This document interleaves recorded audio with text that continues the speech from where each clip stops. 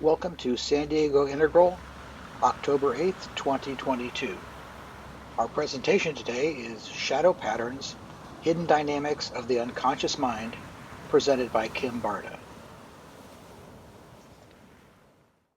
Hello, everybody, and a warm welcome to San Diego Integral. I'm Eloy Mays, and I'm a member of San Diego Integral's leadership team, along with Tom Habib, Jerry Golick, and Kathleen Henderson, and Liz O'Grady. We're excited to bring you a great presentation today, Shadow Patterns, the Hidden Dynamics of the Unconscious Mind with Kim Barta. Shadow work is a key practice in many integral circles. And years ago, not that many years ago, I took a Shadow into Soul course with Kim and Terry O'Fallon. It was beautiful. And we'll begin shortly, but first I want to mention that we'll be recording this meeting. And if you prefer not to be seen on the video, you can just turn off your camera. And actually, you won't be seen if you don't say anything as well. So you can leave your camera on and just not say anything to avoid being on the video. The video highlights the person speaking. So we do like to see your faces if you're willing to turn on your camera so we can see each other and see reactions and stuff like that. We'll post the link to the recording. We've been using YouTube for our final edited version, and we'll give you a link to that when it's all edited and ready to go. And you can find all our info at SanDiegoIntegral.org. We have all our events, and we're also on Meetup and Facebook, and those links are on our website as well. So join one of these groups and you'll automatically be notified about new meetings, new events, and even discussions. So if you ever have any questions or comments about these meetings, you're welcome to contact one of the leadership teams members that I mentioned earlier, or contact us through Meetup or Facebook. Next month, we'll be meeting on November 12th. We don't have a topic yet or a speaker yet, but we're working on something for that date. I'll mention some other events at the end of today that are coming up. And finally, we ask you to make a small donation to San Diego Integral at our SanDiegoIntegral.org. Donations help cover the meetup fees, web hosting, and other expenses. I'll post that link in a bit. So a few housekeeping things. We'll have a Q&A at the end. So you're welcome to, at the time we get to the Q&A, to either unmute your mic. Actually, the better way is to raise a hand. There's a reactions button at the bottom of your screen. And that way we can take people in the order that they ask them. But if you don't want to be on camera, you can also ask your question in the chat. Our leadership team will be gathering those questions to pass on to Kim. And also anybody, one of our members can help you if you have any questions or technical issues during the meeting. And right after the meeting, when we close the meeting, we have an informal chat session for 30 to 60 minutes. It often goes 60. It can be very rich on its own. I think Kim will be staying for that. Before we start, I'd like to welcome any newcomers. If you're new, you can just unmute yourself, popcorn style, say your name, where you're calling from, and how you heard about San Diego Integral. So who's new here today? Well, I'm new here today. Okay, Sam, I know Sam. Hello, this is Sam from Michigan. I heard about this from my friend Eloy, who we all know and love by now. And I'm just happy to be here today. Yeah, Sam, good to have you here with us, Sam. And my name's Stephen Schmitz in San Ramon, California. Dr. Tom Habib invited me to come, and I thought I would check it out and see what interesting things I might learn. Welcome, Stephen. Thank you. Hey there, I'm Raymond. I'm in San Diego, and I learned about this on the Meetup website. So I'm excited. Okay.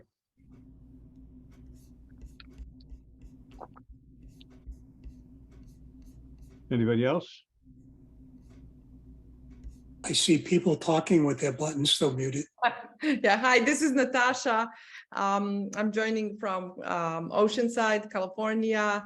I learned about the meetup on the meetup site, and it sounds something that is very, very interesting. I don't know, I know very little. I know a little bit about this work, but this sounds like a really interesting, in-depth material, and I am very glad to join.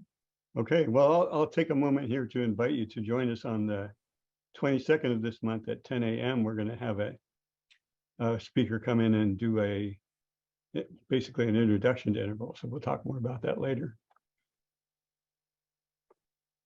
Anybody else? I see we have somebody from Tokyo. You?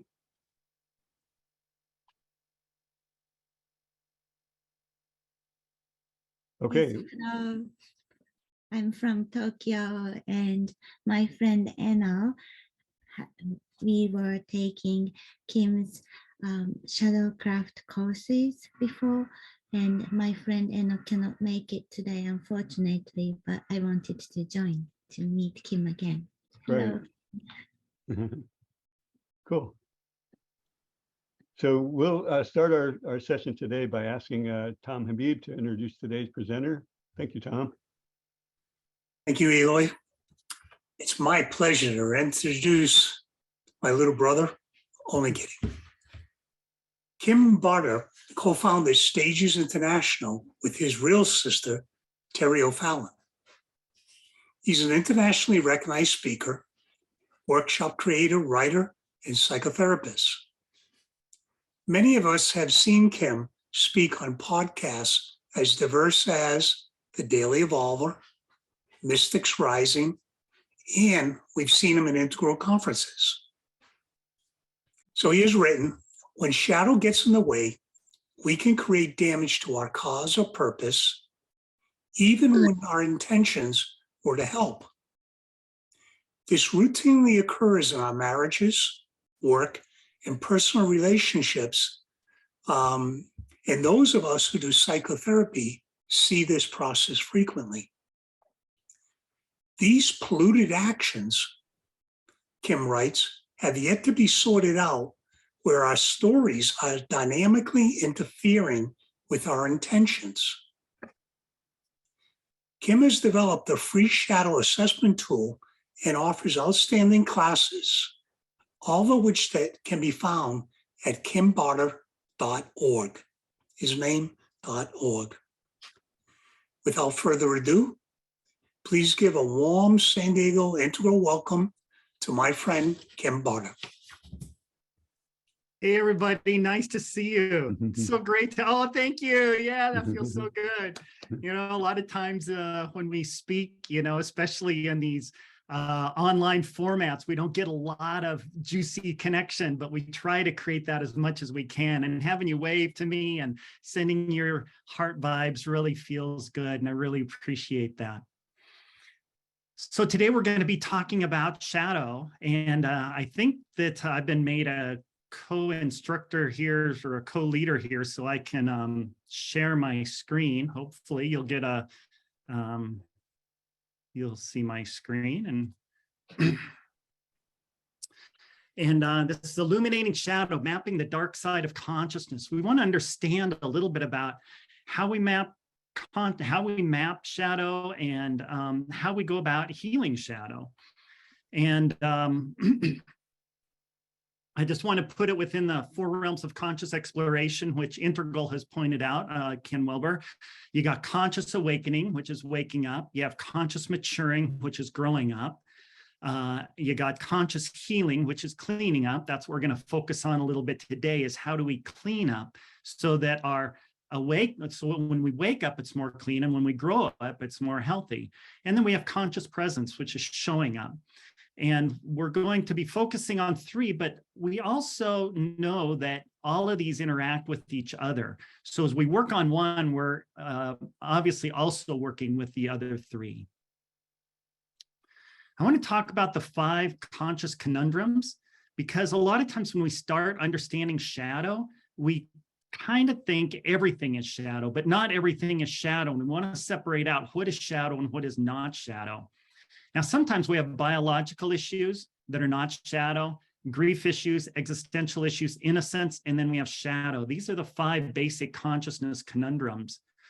And when we have biology in shadow, a lot of times we have biological issues that appear to be psychological, but they're really not. They're more biological issues like bipolar, schizophrenia, ADHD, especially ADHD and ADD. I get a lot of people coming in thinking that they have shadow issues, and it's actually a biological issue. But biological issues can promote shadow issues because, for example, if you have ADHD, people start treating you a certain way. They start reacting to you in a certain way.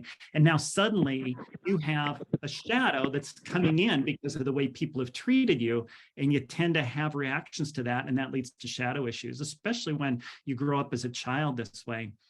But shadow can also cause biological illnesses. I've had people who had traumatic events have biological illnesses, and after working on shadow, I've had all kinds of interesting biological illnesses clean up, everything from passing a bloody tumor out of their body to having a woman who could not get pregnant, could not carry to term, and after one session, boom, she got pregnant and carried to term that month.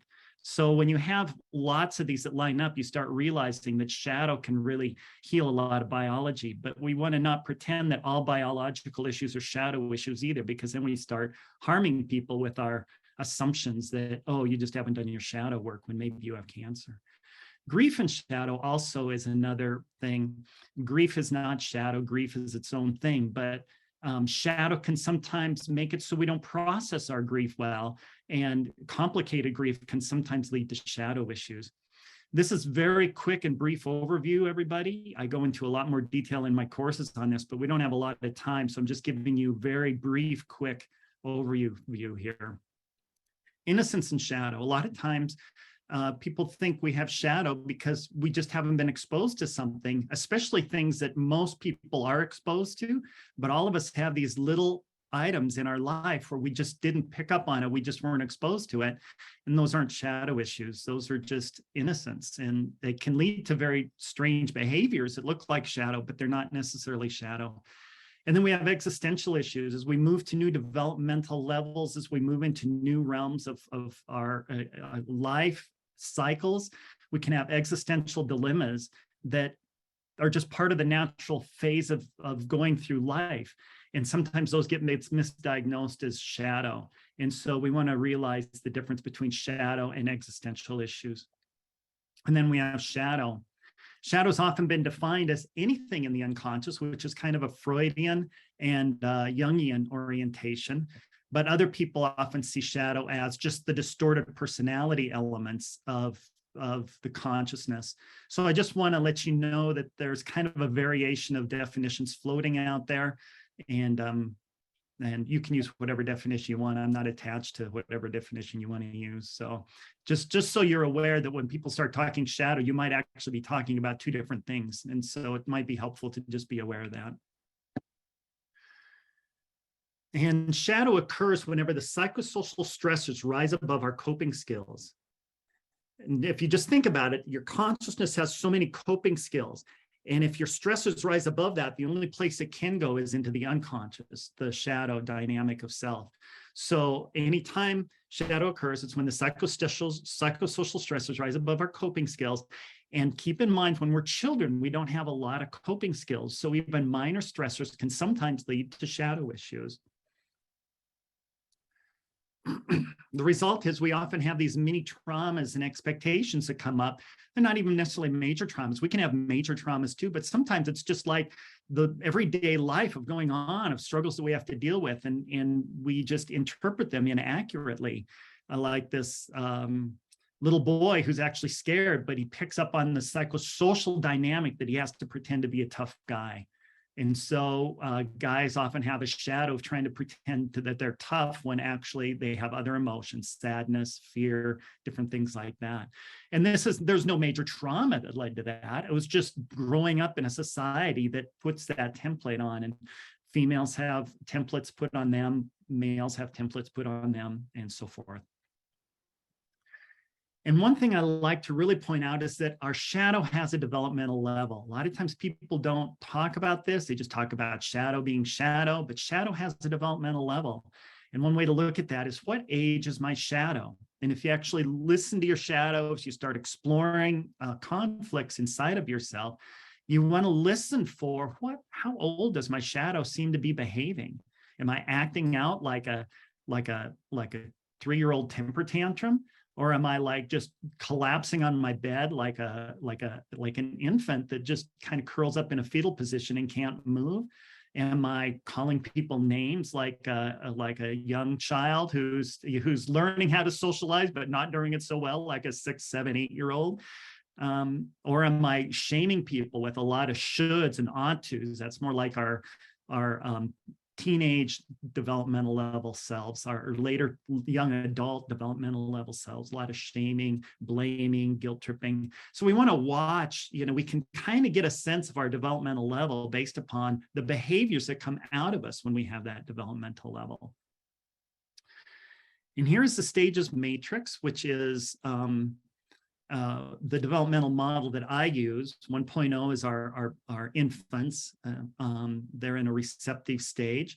1.5 are our active toddlers running around. 2.0 are those children, usually 4 to 13 years old. They're getting reciprocity. Like at 1.0, we're just babies receiving needs from our children. At Kim, 1.5, I'm not seeing that slide yet. is this does this look okay to you guys now? Yes. Okay. So these first 4 stages, if you're into integral theory, keep in mind this is upper left, 1.0, 1.5 is upper right, 2.0 is lower left, and 2.5 is lower right. And we actually first learn these as we go through receptive. We start developing an I. Once we have an I, we start taking action in the world. Then we start getting reciprocal, having interactions with others more. 1.5 is parallel play. 2.0 is interactive play. Okay, and then 2.5 is understanding the basic systems that we're in. So this gives you a sense. And so you can take a look at your developmental level of your shadow and which quadrant it is in by paying attention to the way we behave. And that's the bottom line of it. So I want to get to the meat of this now, which is the 3 classes of shadow. We have 3 classes of shadow. Often people just think they have shadow and they try to treat shadow the same way, but we have 3 classes of shadow: interjections, divisions, and interjections, split ego states, and projections. And interjections is how we let in distortions from the external world into ourselves.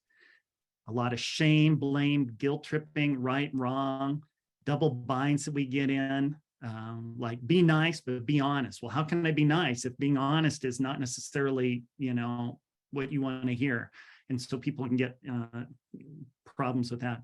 So interjections, if we live in a very shame, blame, guilt tripping environment, we can probably have a lot of interjections. We can also get interjections just by authority figures trying to make statements that we buy into that are not necessarily true. And so we can end up living these unconscious interjections inaccurately. Like when we're little children, it's really easy to get interjections because our parents are telling us about life and modeling how life is. And then we get outside of that family dynamic and realize there's a whole lot more going on than the world that I constructed in my mind about what I think is. And yet we kind of operate on these old habitual ways of living. Divisions and split ego states is how we divide ourselves into multiple parts. And you can notice this dynamic because we're having a really busy mind. We have conflicting feelings. We have indecisive behaviors. We have that chatter in the mind. And so that lets us know that we have split ego states. And then we have projections, how we put our shadow onto others, how we intrude into other spaces.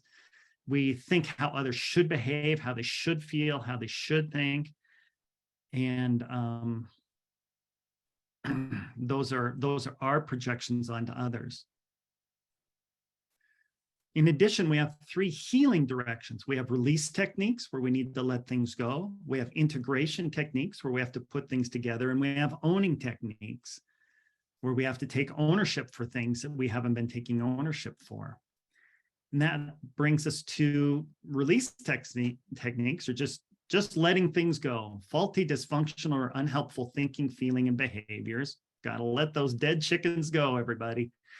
And then we have integration techniques where we need to put the 2 parts of our genuine self back together, and owning techniques where we own our own garbage, our own personality garbage that we tend to put on other people.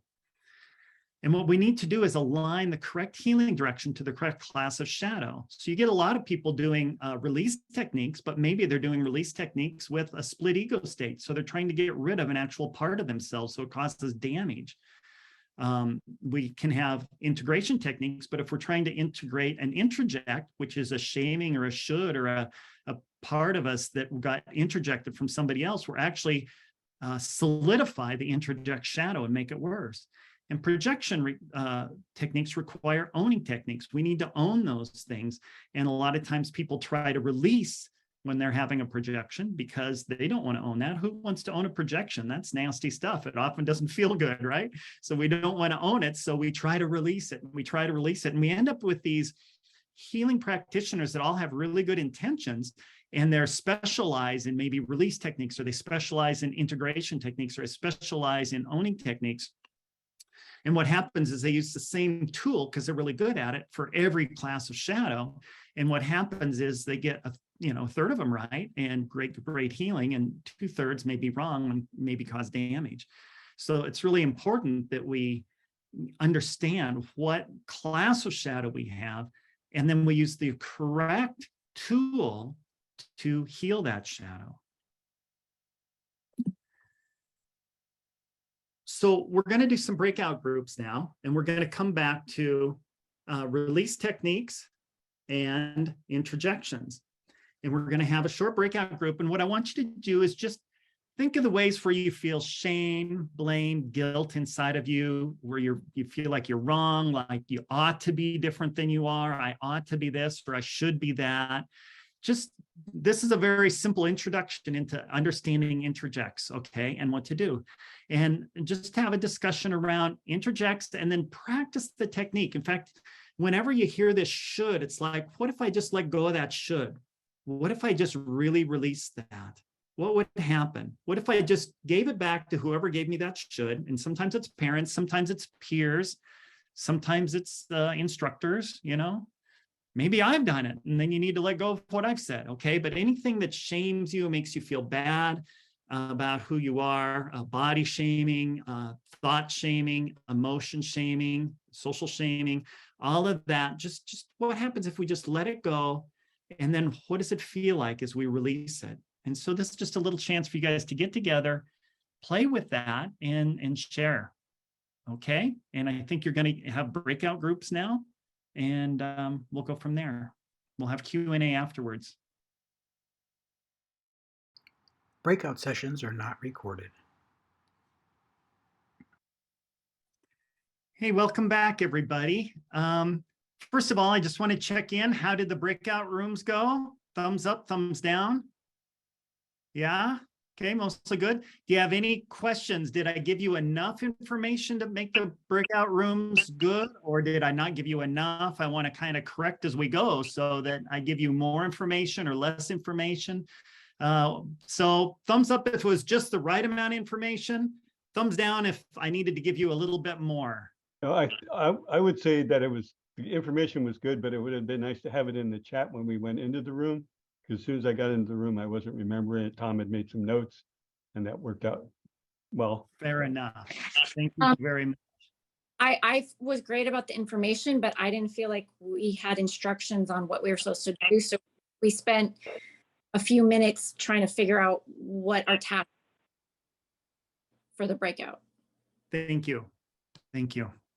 I'll correct that in the next one. Yes, Judy. Yeah, and I would appreciate it. Maybe it came into the other groups, but just to give a warning, even if just 15 seconds, so we could wrap it up. I didn't see one. Okay, that's for the person who's running the breakout rooms. Usually, when you end a breakout room, it usually says you have 1 minute to end it. But I didn't see it. Yeah, also the time is at the top of the screen at upper right-hand corner. The remaining time is always shown up there. Oh, thank you. Thank you. I don't have control over that, but the person who runs the breakout rooms can probably do a good job solving that. Okay. Okay, now feedback about the actual work itself. How was it? Any comments or any questions? I try to give a lot of time because we get an idea, we give it a try, and then was it clumsy? Did it not work? Did it work easy? Any questions you want to throw at me, work me over. This is your chance to give me a hard time, okay? Well, in the interest of answering that in the negative, I came into the group late and fell into the midst of the discussion, and I found the material super accessible, and I found a room full of people that were really facilely working with it, and we got a lot of like collective reflection and good insight fast. I thought well boiled. Thank you. We had no idea what to do. Okay. We had zero idea. Zero idea. Okay. Zero idea what to do. All right. Well, we'll give better instructions on the next one. Okay. Yeah, in our group, at least, we had difficulty in focusing on just the interjection part of it. The temptation was to essentially pick anything and that was traumatic or shadowy and deal with that, rather than focusing specifically on interjection type shadow. I see. Yeah. So that's understandable. That's an easy thing to do. We're picking anything. You know, the reason that I'm having you separate them out is to give you a little bit of self-diagnostic capacities. Can I just look at interject shadows because they actually require something different than split ego states or from projections? And if I can hold my focus on that long enough, then I can actually get to the underlying storyline. So what's really happening with interjects is we're getting these storylines. We have an experience. It's just an experience. Maybe it's a traumatic one, maybe, you know, whatever, but it's an experience. And then we have the storyline that we try to make sense out of it. And that storyline often is part of what this interject is. What storyline did I get as a result of this interaction or this experience? And then I live with that storyline kind of unconscious.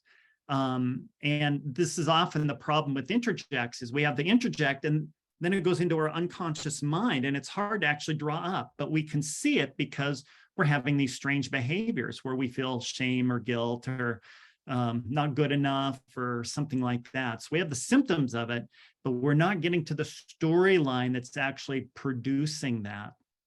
So sometimes we have to dig a little bit, look into what is the storyline? How did I make sense out of this trauma? What storyline did I buy into? And then we can start throwing away the whole storyline and then come up with another perspective for ourselves. So this starts out sometimes with just identifying a thought that's not accurate or a feeling that's not accurate or behavior that's not accurate. But as we move into a more robust way of looking at it, we see that these are whole personas, little mini personas inside of us. Like we all probably can identify with parts inside of us. How many people can identify with kind of having parts inside of us? Okay. So some of these parts are split ego states. We need to integrate them, but some of them, the whole part is actually an interject, and we can actually release the whole part, the whole persona. These false personas, we can just let go of the whole persona in one fell swoop. So we're not just releasing these little pieces here and there, we can actually release the whole chunk in a big chunk, and that frees up a lot more space a lot faster. So, go ahead. So is it fair to say interjects are usually going to be signaled by guilt? Divisions and split ego by inadequacies, because we're cutting off part of ourselves. Split egos, okay, that's a good question. If we're feeling shame, guilt, belittled, anything like that, it's probably an interject. If we're having confusion, if there's a battle going on inside, a fight between two ego states, but it's not shame or guilt based, well, it could still be, but these two ego states, like indecision, like feeling torn apart in your life, like not being able to, or you make one decision and you start down a road and then you stop and you interrupt and then you go do something else and then you come back and you can't get yourself going. This is because we have these split ego states are pulling us in one direction and the other one's pulling us in another direction. One wants us to pursue romance. The other one wants us to pursue career. One wants to resolve issues with our spouse. The other one wants us to abandon and get out of there as fast as we can. Those are all kind of examples of split ego states, you know? And sometimes they'll talk to each other and shame each other, belittle each other. That's true, right? But I'm talking about for interjects, it's more like, no, the external world is judging me, right? I feel that, you know, on the external world versus I have these debates inside my head or inside my heart or between my head and heart. My head says, this is the logical thing to do, but my heart says, no, don't do it. Yeah, I was going to say on projection, you're going to get more aggression. Often, yes, not necessarily, but often. Actually, any issue you have with the external world is a good signal of your projection. If you're upset about politics, or if you're upset about the neighbor, if you're, you know, any issue with an external person, there's a good chance that projection is going on there. If you're really at peace with the way the whole world is, that doesn't mean you don't have passion to make changes to make it better, but you're not upset, pissed off, irritated, grumpy about it. It's like, no, I can accept reality for exactly what it is, and I can have a passion to make it better. Notice the difference between those two. And actually, if we're grumpy, we're irritable, how do we go about trying to make change in the world? We often do it by projecting. We shame, blame, guilt trip, look down, demonize other people, you know, make them less than, right? You can see this all over Facebook. You can just go through Facebook and watch it happening. You know, they're just demonizing the other side. And it's really good to actually go on Republican sites and go on Democrat sites and notice how people are behaving the same way and saying really the same things about the other side. And it's like, oh my gosh, look at all this projection. So yeah. Did that answer your question? To the point of origins. Yes. You said something earlier that when you were talking about interjection, about an event and a story emerging from that event. Mm-hmm. And it made me want to ask, if I understand, it sounds like one can develop interjection from an acute instance or from being exposed to certain narratives over time. Is that Yes. both of those things are true? Yes. Thank you. Yeah. So I just have a question about projections. Thank you for that very good explanation of what they are and how they arise. Mm-hmm. What is a good mindset to help one overcome that? We'll do that as soon as we get to projections, okay? Okay. We'll cover that. That's really good. It's a great question, and I will definitely cover that when we get into projections. Thank you. What we're going into next is split ego states. This is where we have the debates in our head. We have multiple voices clamoring around. Sometimes it's all in the head. Sometimes it's between the head and the heart. You know, the heart just wants what it wants, but the head says we should do it this way. We have these different personas inside. And what we're doing is we're tearing ourselves apart with all these differentiations and all these different things going on. And so what we want to do is actually have a chance to have them talk together. This is integration techniques. We want one ego state to actually talk to the other. And one of the things we want to get to is the positive intent. So when we do this next breakout room, what I want you to do is take time to identify at least two parts, well, let's just make it simple, two parts inside you that tend to argue, okay, or have disagreement. Maybe it's two thoughts, maybe it's a thought and a feeling, maybe it's the head and the body. Maybe you make decisions to do something, but you find your behaviors take you completely in a different direction. Who has ever experienced that? You make a decision to do something, but your body goes and does something else. I'm going to go on a diet. Where are the snacks?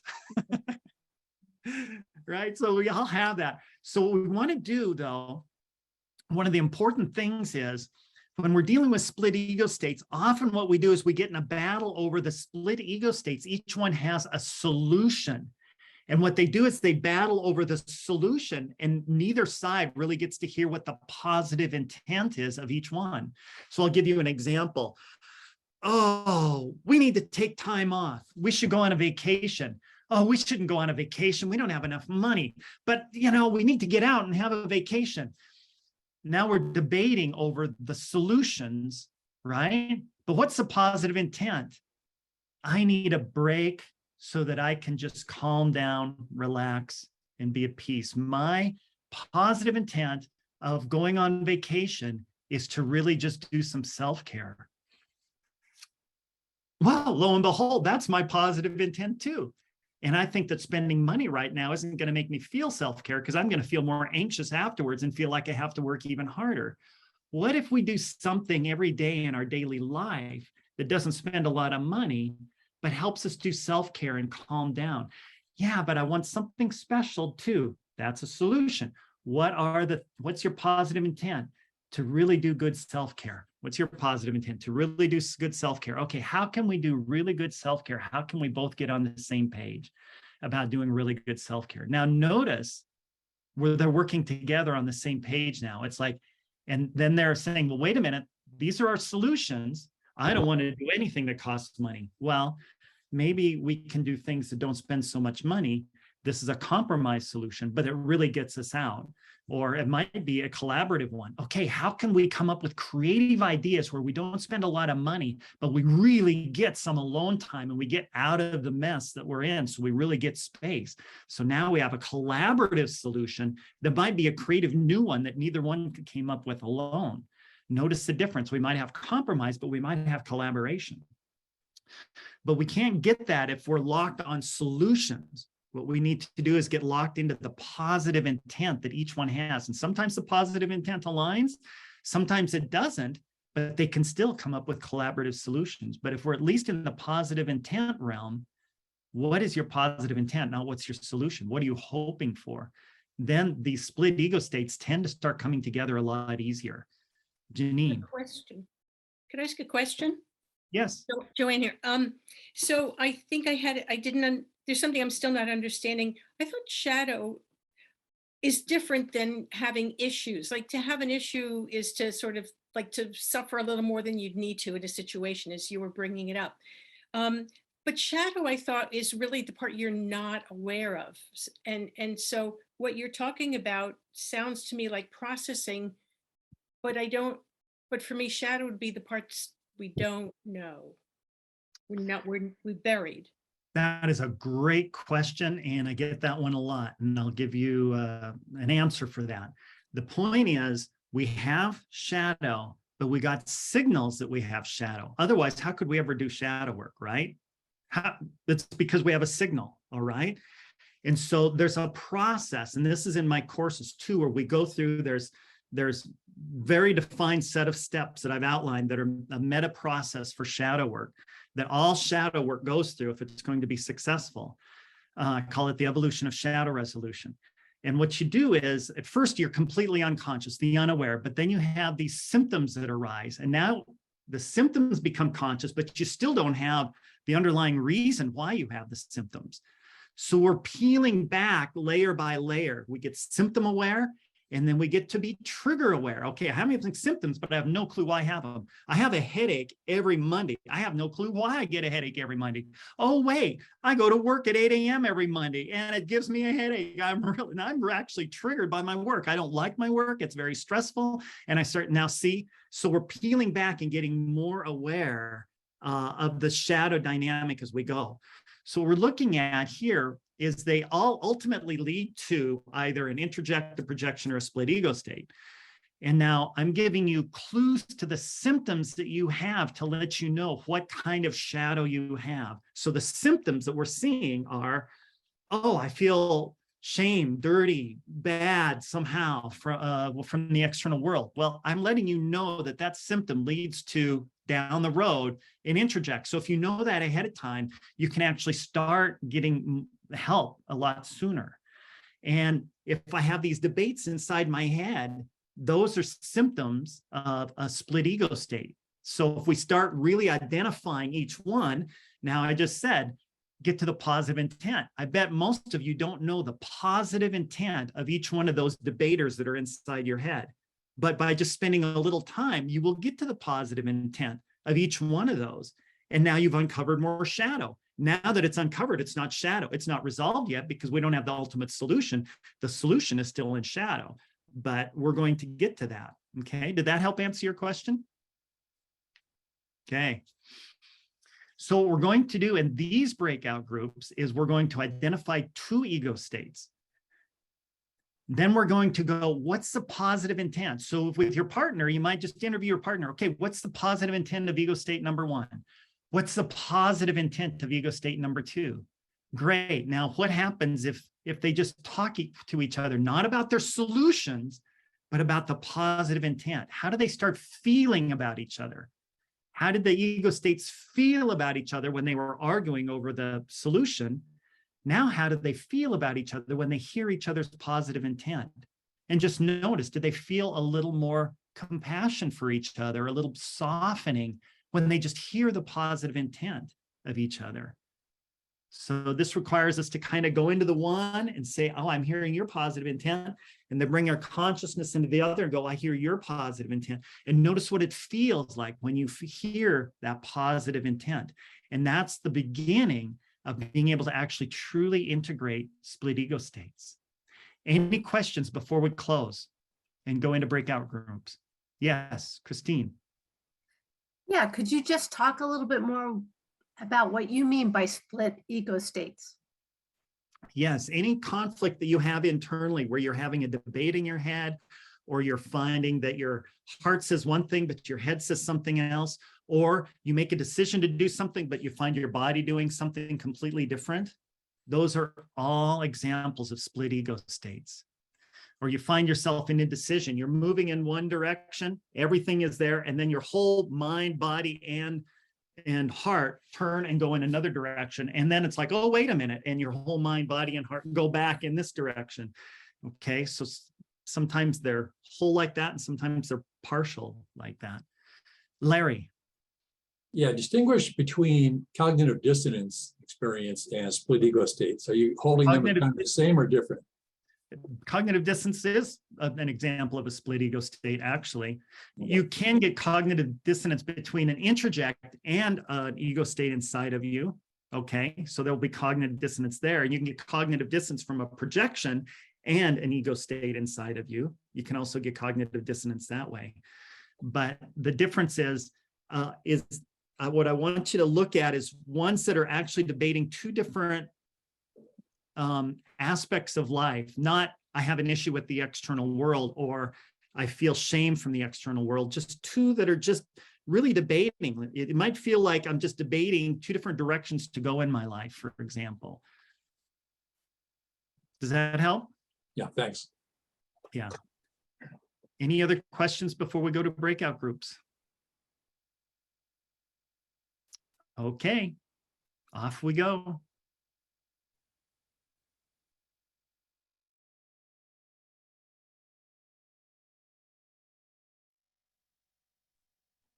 Welcome back, everybody. Nice to see you. All right, thank you. This one has some challenge. All of these are challenges. So if you're struggling, don't feel bad. You know, this is deep shadow work, and we have like a 15-minute, 10-minute breakout room, right? So it's not like you're going to resolve shadow necessarily in 15 minutes. But what we're trying to do is just get the taste of, can you identify the 2 ego states? Can you get to the positive intent? And sometimes that in itself is just a hard challenge. How many people were able to identify 2 parts? Okay. How many people are able to identify the positive intent of each part? Okay. Quite a few. All right. And what did you notice when you were able to identify the positive intent of each part? How did that affect you? Kim, it brought up a question for me. Yes. Right, so the two parts I identified were like humility and something akin to aspiration, Yes. right? Something agency and Mhm. you know, when I looked at them, I could see really how they were like in competition for the solution. Mhm. But when I really looked at them, I wondered, and maybe this is common, but as I looked at humility, it was also, it at least in some part was bound up in interjections of being a stupid, dumb person who couldn't have any friends. Mhm. And when I looked at the agency piece, it was at least in some part bound up with a projection of I'm the only one that knows what's going on here and everybody else is an idiot. Mhm. And so I noticed that dynamic right away. I wonder, is that a common thing or is that like, how does one work with that complex? That's really good. And what you came to is this division and you actually, neither one of them are genuine split ego states. One is an introject that's arguing with the projection, right? So that happens sometimes. So if you say that they're not a split ego state, I mean, well, they operate like, yeah, go ahead. I'm sorry. No, humility and agency. Are those just, they would naturally get along were it not for those other projections and introjections, or they could themselves be split and this is a part of the reasoning why? This is the reason why they're split, very likely. You have an introject storyline and you have a projection storyline, and those storylines are in conflict. So if you just release the storylines for a minute and just go humble agency. And what happens when we just hold humbleness and agency at the same time, kind of in an unconditional loving witness? I just am holding humility and agency. What's that feel like as opposed to them battling each other? Feels like the kind of agency I want to have. and the way I want to live in a humble space. Mm-hmm, mm-hmm. So what we do is these things that often seem kind of disparate. That's why they're arguing anyway, because we don't hold them at the same time. So what we do is we hold one and then we alternately hold the other. So the real challenge here is, can I hold them both at the same time? Once I see the positive intent, what happens when I just wrap them up in unconditional love and say, I see both of your positive intents? How does that affect our life then? And then if we can hold the consciousness of holding them both at the same time rather than alternately, we don't have this division where they pull us apart. We're holding them both simultaneously, and now we can actually have them work together. Humble agency is a wonderful unified experience. And that's what happens. That's how we get to unified consciousness. It's when we can hold these polarities in larger and larger polarities in our life. As long as we have polarities, we're going to get bounced from one to the other. But then we step back, we make ourselves bigger, and we hold both of them simultaneously. And that's part of the solution for split ego states. Most split ego states arise around some kind of polarity that we're not holding simultaneously because our consciousness hasn't expanded to see that we can hold them both simultaneously, and they are both in the same circle of love for us. I found that they were two different ages, spending money and saving money. Spending money was my age now, saving money was really young, like a good person saves money. So they don't ever agree because one's a grown up and one's a kid. Yeah, what was the positive intent of the one that wants to spend money? They both want to take care of me. Okay, so they both want to take care of you. Good. So they both want to take care of you. And so what happens when we hold both of them and go, you both want to take care of me. Let's let go of the solutions for a minute. And let's just notice what happens when you both come together on, you want to take care of me.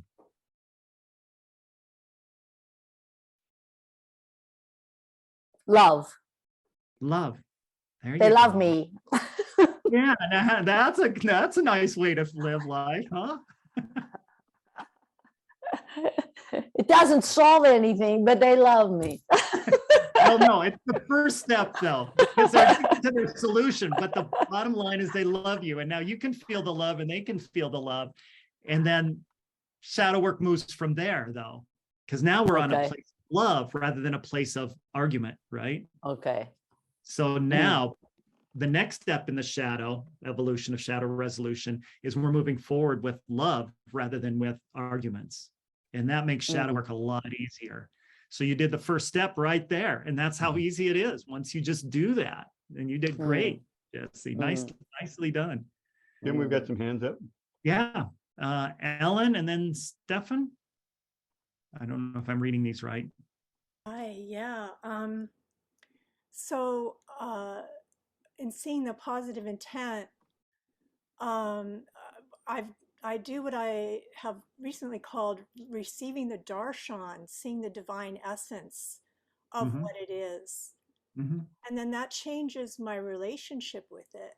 So I'm no longer identified through it or with it or thinking that it is real enough to be a problem in a sense. You know, it's like it's or real enough to be me, to be the awareness, the consciousness in which it arises. So I'm in creative relationship with it, and then I can work with it in a more creative way. So that's a kind of like what I hear you saying, that you get larger than it. And also what Eloy wrote in the chat, he said the divine root of both, perhaps. And that's exactly what I do, is I see that divine root.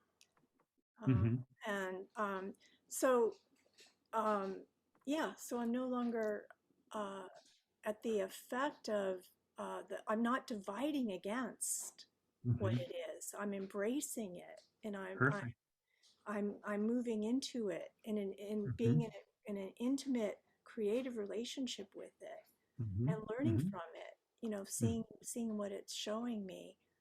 So that's the beauty of it. So thank you. Yeah, thank you. That's beautiful sharing. So a lot of times when we get started with this is we see one and we find the divine root of it or the positive intent of it. And then we're relating to that ego state. And then we start noticing that maybe there's another ego state that's in conflict with that. So we get the divine root of each one and we hold both at the same time. Sometimes we have to hold 4 or 5 of them at the same time. It depends upon how many splits occurred around a particular situation. And so sometimes we just get to more complexity, being able to hold more divine roots all at the same time. And the more we can hold all of them at the same time, eventually all of our personality characteristics simultaneously in that divine love, then that just makes the transformation process so much easier and better. So thank you so much for that. Stefan. Hey, Kim. Stephen is the way I pronounce it, but thanks. Sorry. That's okay. It can go both ways. We talked about humility and agency. What came up around the humility piece was to stay curious.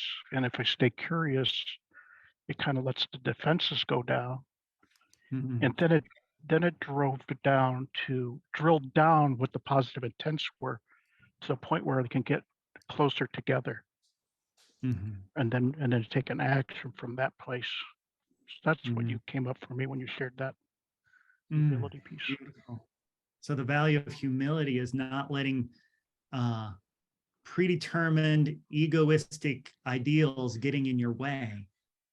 So if I'm completely humble, then I'm completely present to the other person or to the other ego state. And that allows for deeper intimacy, deeper connection. Is that kind of what I'm hearing, Stephen? Yeah. Beautiful. You got it. Yep. Beautiful. Thank you. Dennis. One of the reasons I wanted to hear from you today was in the write-up, you mentioned that there were some risky aspects to using the 3-2-1 process Wilbur talks about, and I was hoping at some point today you would address that. What are some of the ways that 3-2-1 can be misused? That's a great question. Yeah. So if an introject is something I'm absorbing from the outside world that I need to release, what happens if I go to a practitioner that focuses on integration techniques? Now what I'm doing is I'm solidifying that introject inside. I'm embedding it more into my personality. And it's something that needs to go away for me to heal.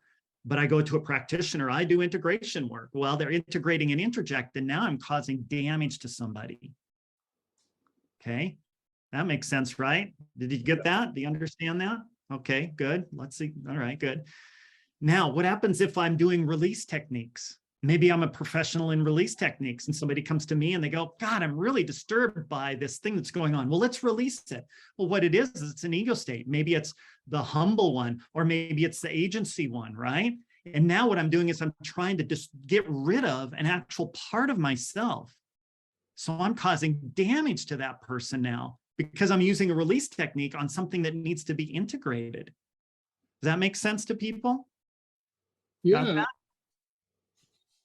Yeah, what I had been thinking that the 3-2-1 was primarily used with projections, where I see that bad guy over there and not recognize the motivation in me that's similar. That's right. So 3-2-1 is a really good projection technique because I'm going from what I project out there and I'm bringing it into me. That's how you do projection work, which we're going to do next. Okay. But imagine that you're doing projection work with an interject. Yeah.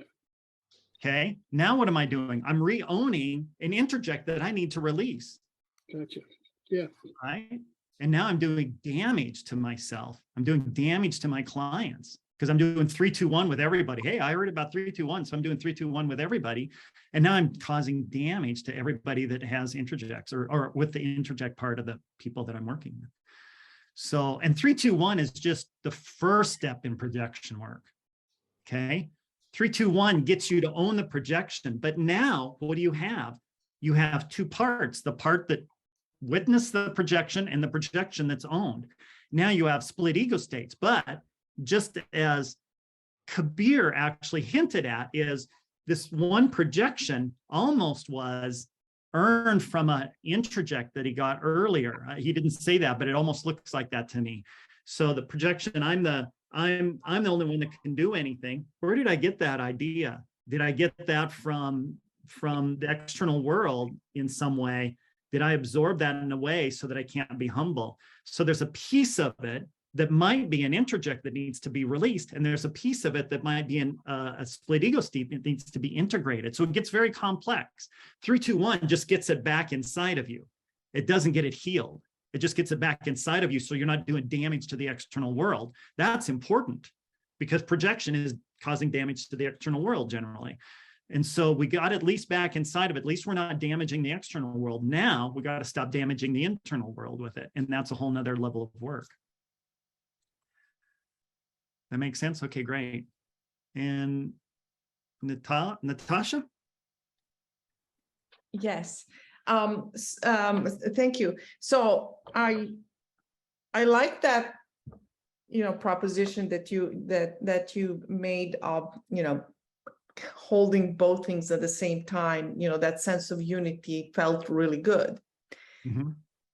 My question is, like, as you explain all these complexities of all these different elements and how they can transform from one to another, and even the work that we're doing in detecting these things inside of us, it's a very rational, it's almost like a rational, it's a process of like searching and rationally decomposing ourselves into pieces.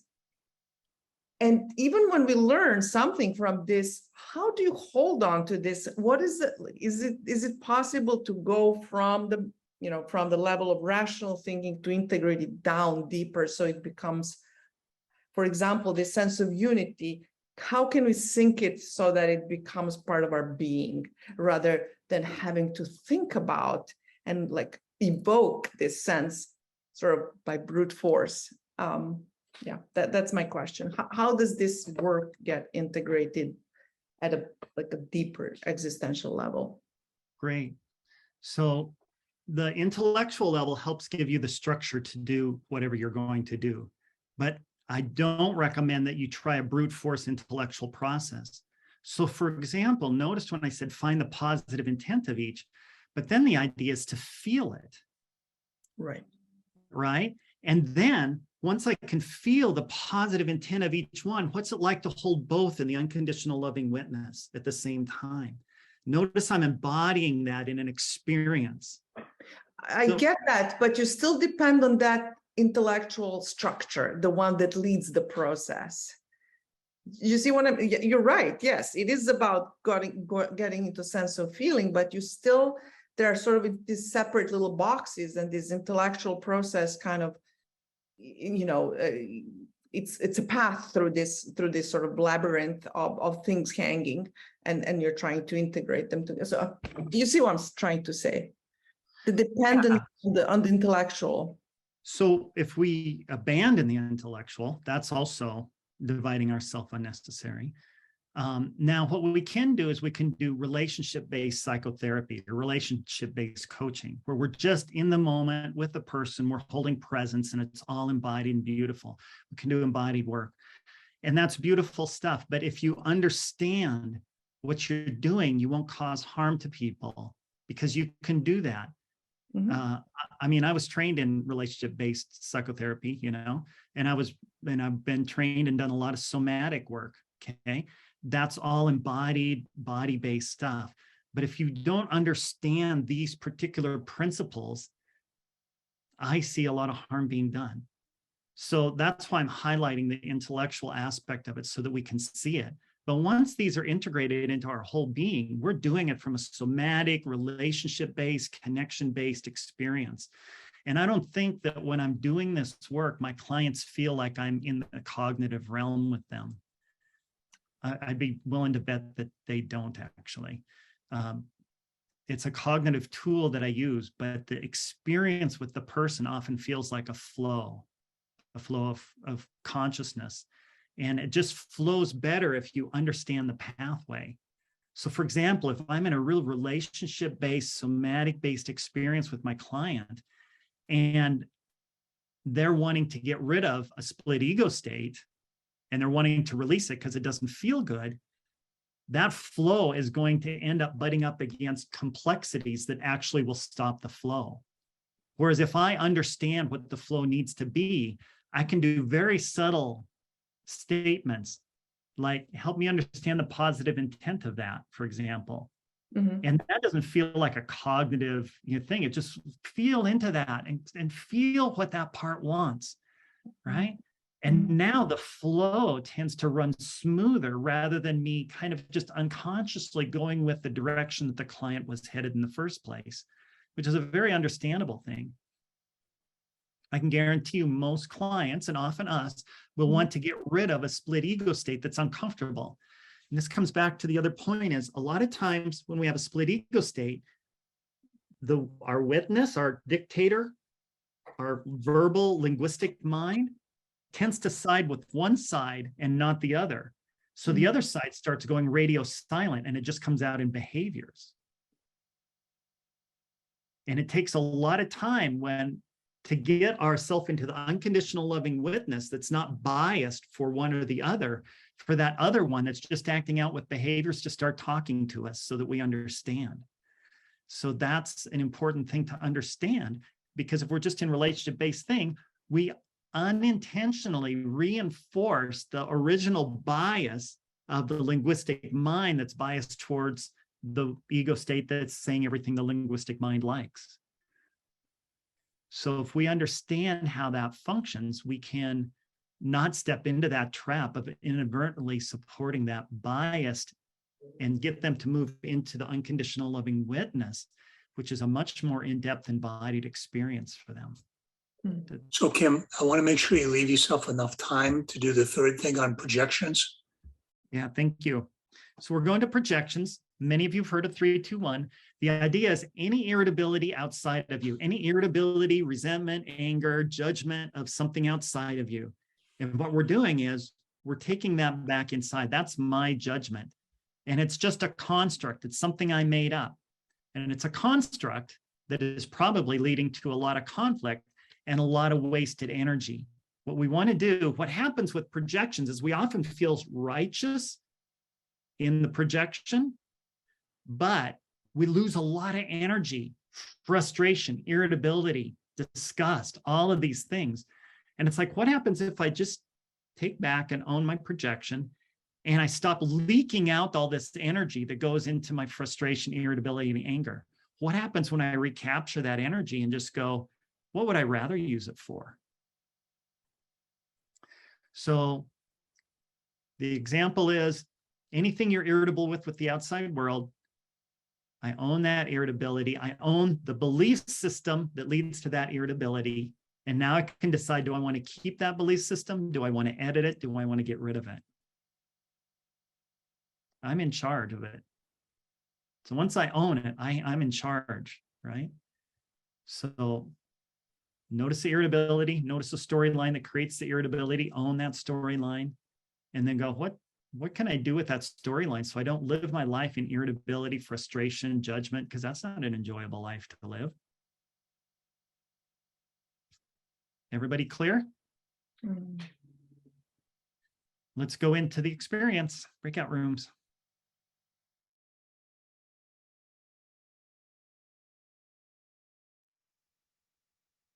I know we kind of rushed through these, and hopefully you had some good experiences. How was this breakout room for you guys? Did you understand what to do? Yeah, okay. Projections are really cool. They're so much easier than introjections and split ego states. Way easier. You know, you shouldn't spend money like that. You shouldn't buy a good car. There, you're You know, it's way easier. Like, I'd die before I buy the car I want. So you shouldn't either. We're getting to the close to the close of the meeting. So Kim, do you want to? Yeah, so you bring up a great point. You know, basically interjections and projections are mirror objects of each other. So I'm projecting on you, you're interjecting what I'm projecting. You project on me, I'm interjecting that. So you have this kind of balancing of the universe between people rather than being balanced within each person.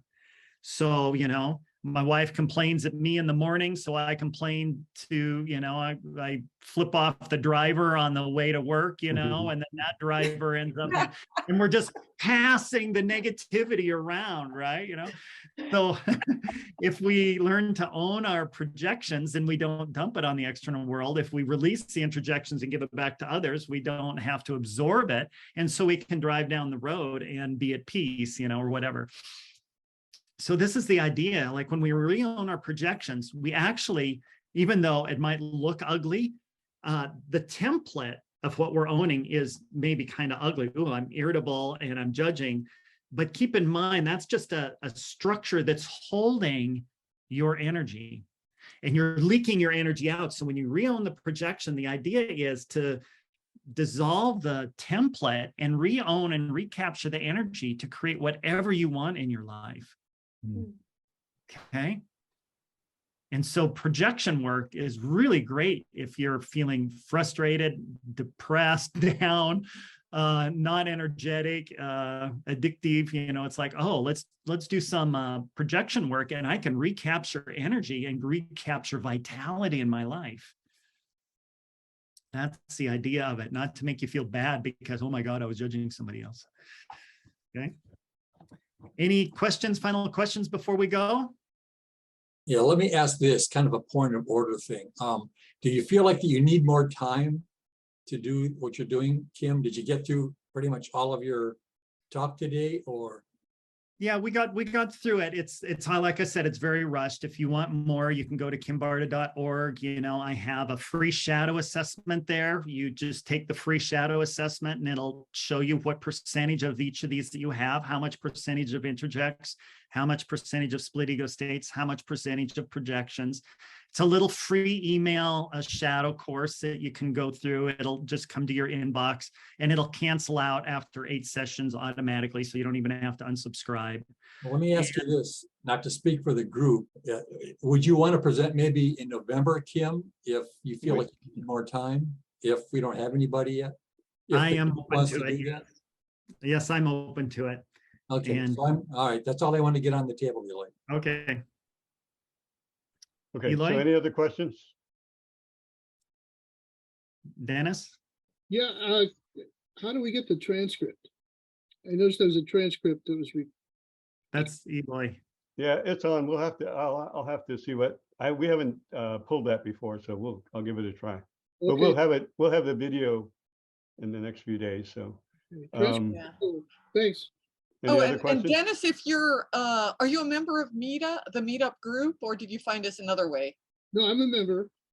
Yeah, if you're in a Meetup, that would be something that we'll record that and then maybe provide just a little bit more easy information so we can find yourself in the meeting chat, the meeting discussion on the Meetup page. Okay. Some other people might want it too. So we'll take a little time to look into it. Thanks, Kathleen. Quick plug, if you, I created a discount code for everybody on this course, San Diego Shadow and San Diego Shadow and Light. So if you go to my website, kimbarta.org, you'll get 25% off my big courses. They're expensive, but they are a year-long course of applying all of this stuff and really helping you work through it. Wow. And like I said, you can do a free shadow course instead. Yeah. Kim, can you put your website in the chat so people can access it? I sure will. So we're at the end. I want to thank everybody for showing up. We're going to be around for another half hour, maybe an hour. Kim's agreed to stay longer, so we can carry this on a little more. We want to do some closing stuff for the meetings. So thanks everybody for showing up, and thank you, Kim. This was great. Thank you. So sandiego.org, if you want to find out more about us, we have events listed there. We have a donation button. And in addition to our regular meetings on the second Saturday of the month, at this time, this month we're having a meeting on Saturday, on the fourth Saturday on October 22nd at 10 a.m. And it's with JP Giacone, and it's a theory of everything in 3 easy steps. It's kind of an integral primer. So I think it would be good for both people that are new to integral and also a good refresher, or seeing it with fresh eyes from a different perspective. And there's another event coming up by our friends at San Diego Integral that starts on Thursday, November 3rd. It's called WTF, and it's not that WTF, it's What's the Future? Integral Conference at San Diego Integral. I mean, Sedona Integral. I'm so used to saying San Diego. Sedona Integral. So it's in person and online. There's some tickets left. I think there's 10 in-person tickets, and then there's a virtual option as well. So there's quite a lineup there. Tom will be speaking there. Tom will be introducing people for sure. Christine's speaking there, and maybe Tom can say more about that. And we always ask you to RSVP for our meetings, so we know how many are coming. And all right, we'll move to the informal chat now, and Tom will kick off the discussion. Thank you, everybody, again. Thank you, Eloy. Yeah, and Kim will be at the Sedona Integral Conference along with Terry O'Fallon. And that's going to be quite a conference. So there are 10 tickets left if any of you really want to do it and get there. But I would reserve right away. 130 have been sold. They're only going to take 140 people. And otherwise, you can do it online. So, as usual, Kim presented really complicated information in a way that we can understand. I love these divisions into introjection, division that shows up as split ego, and projection. That's wonderful. I was trained in psychoanalytic theory, and sometimes I forget to make sure what I'm doing with which one and doing it. But I would ask you, as part of the discussion, just listening to this today and sharing with other people, what did you discover about yourself? How did this broaden your insight and your self-reflection?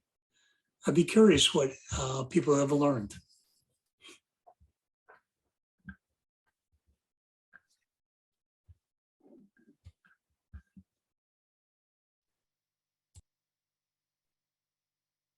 Well, for me, I noticed in the split ego, one part is my current age and one part's younger.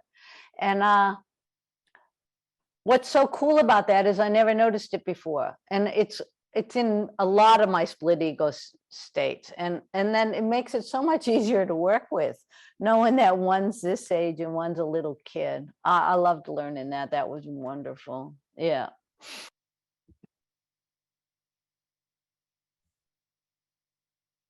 Yeah, my learning moment, my main learning moment also came with the split ego.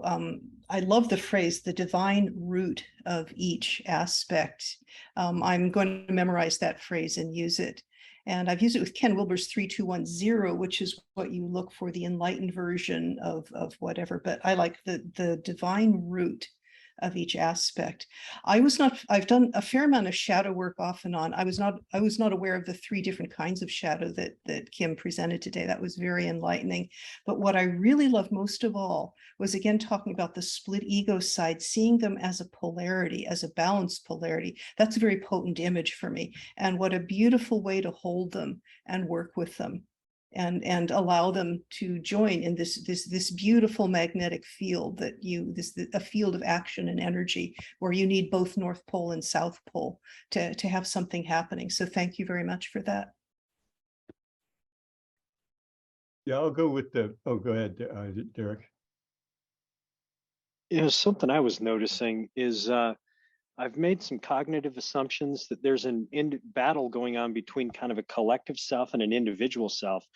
And Kim, the way you presented the material, but along with this group, that there's just kind of some kind of resonance here for me, that I was able to get deeper insights that I have never seen before. So kind of actually moving into those spaces rather than just cognitive assumptions that I think they're there of, kind of that battle of individual collective that I think's, kind of a 1.0, 1.5, 2.0, 2.5 thing. But thanks for that. It's incredible insight that came up.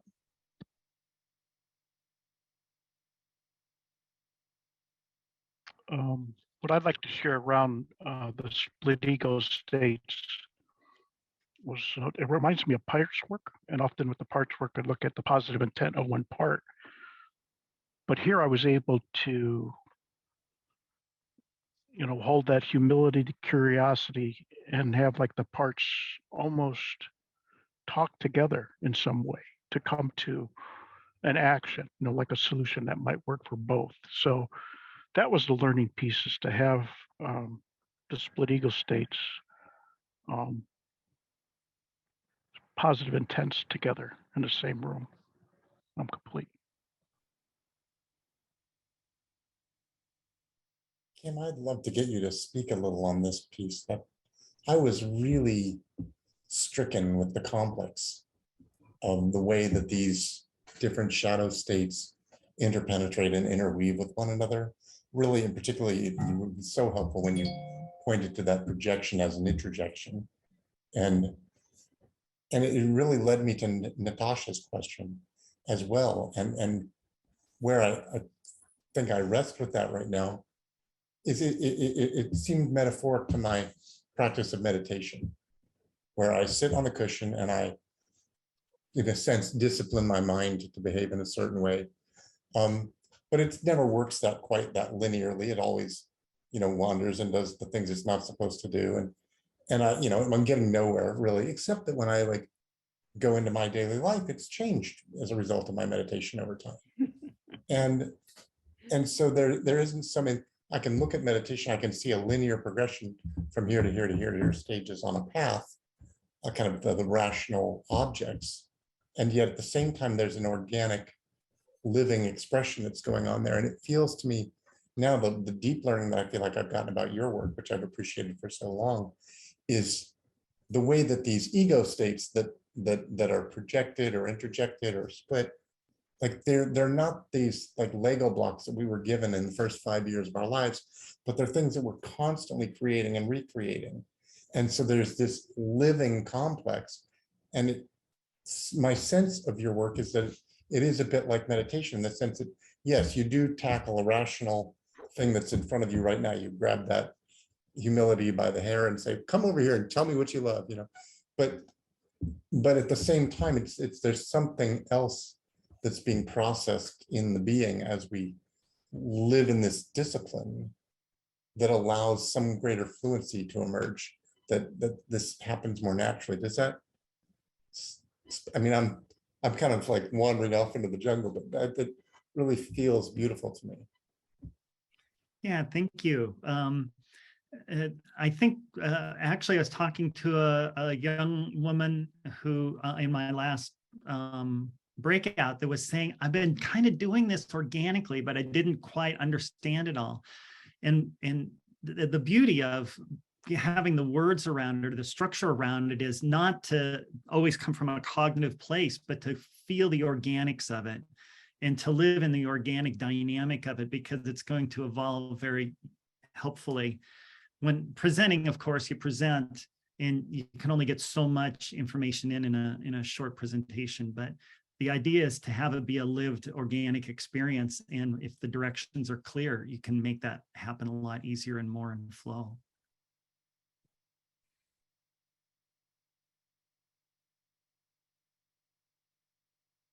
Yeah, there was so much richness here. I really appreciate it. I like the three parts, but what really struck me is the different kinds of resolution there are for each of the types. And for me, before this, all shadow work was something, you know, I had to get rid of this piece or heal this piece. It was all the same solution for the different types. So that's very helpful.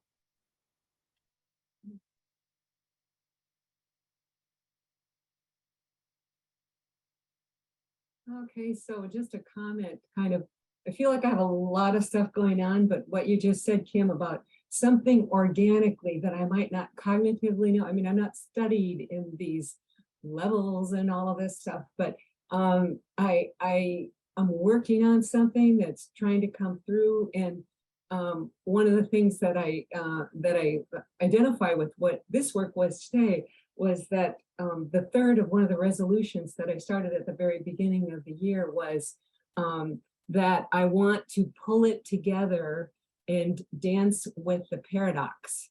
So it's like, oh my God, did I really ask for that? I'm going through some heavy stuff that I mean, it's like, I asked for it. You know, I have somebody in this room that is helping me a lot with it. She knows who she is.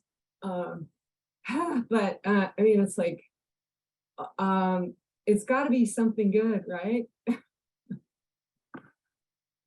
That's all.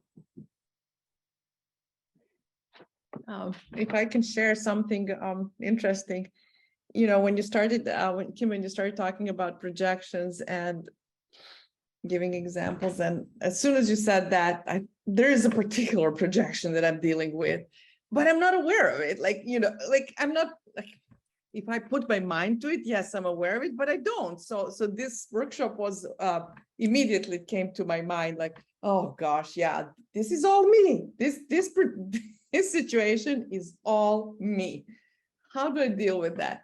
And what's interesting, I think just the mere fact of bringing this to awareness and owning the frustration and finding that I'm the source of it, not that other situation or person.